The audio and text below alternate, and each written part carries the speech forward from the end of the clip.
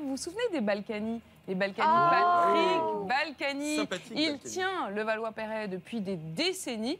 Eh bien, il y a un peu du grabuge, il y en a quelques-uns qui osent vouloir l'affronter. C'est un sujet de Sylvain Thierry.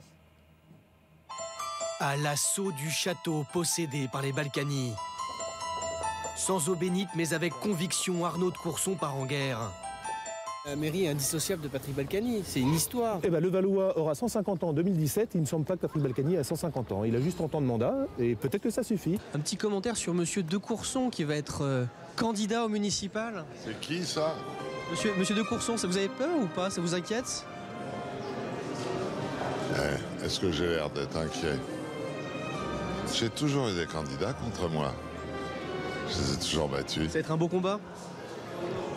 Il n'y a pas de combat. Sauf qu'Arnaud de Courson a déjà remporté une victoire contre la famille. Il aime la raconter aux enfants. Je suis le conseiller général de Levallois. J'ai gagné les élections il y a 2 ans et j'ai battu déjà Madame Balkany à l'époque. Et au bout du compte, affronter Balkany, c'est aussi aller contre Sarkozy. C'est important qu'on tourne la page d'une certaine époque politique. Bah, évidemment, dans les Hauts-de-Seine, on le voit bien, il y a un clan et ils n'aiment pas qu'on vienne le bousculer. On a le droit d'essayer. Et il y a d'ailleurs 2 tours pour ça, donc on va être au premier, puis au deuxième, puis on verra qui gagnera. Ça ne sera pas forcément facile de convertir les électeurs, alors il s'entraîne. Reda, un de nos champions, un grand champion. 10 champions du monde. Champion du monde et... Champion du monde en synchro. En synchro, ouais. Il va vous apprendre à faire des galipettes. C'est comme ça qu'on va dire ça. Enfin, ça va être en synchronisé, justement.